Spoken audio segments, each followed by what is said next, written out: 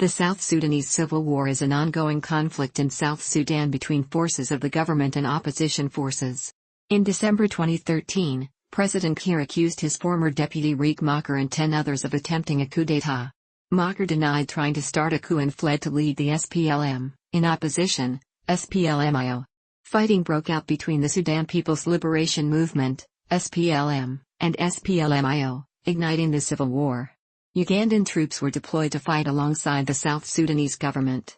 The United Nations has peacekeepers in the country as part of the United Nations mission in South Sudan, UNMISS. In January 2014 the first ceasefire agreement was reached. Fighting continued and would be followed by several more ceasefire agreements.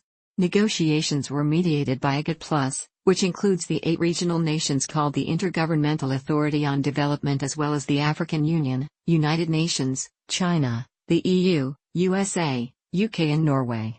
A peace agreement known as the Compromise Peace Agreement was signed in August 2015. Machar returned to Juba in 2016 and was appointed vice president. Following a second breakout of fighting within Juba, the SPLMIO fled to the surrounding and previously peaceful Equatoria region. Machar was replaced by Kiir as first vice president by Taban Dengai, splitting the opposition, and rebel infighting has become a major part of the conflict. Rivalry among Dinka factions led by the president and Malong Awan have also led to fighting. In August 2018, another power-sharing agreement came into effect. About 400,000 people are estimated to have been killed in the war, including notable atrocities such as the 2014 Bencha massacre. Although both men have supporters from across South Sudan's ethnic divides, subsequent fighting has had ethnic undertones.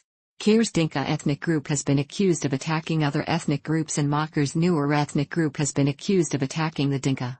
More than 4 million people have been displaced, with about 1.8 million of those internally displaced, and about 2.5 million having fled to neighboring countries, especially Uganda and Sudan.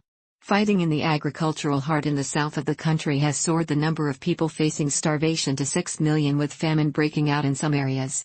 The country's economy has also been devastated. According to the IMF, real income has halved since 2013 and inflation is more than 300% per annum.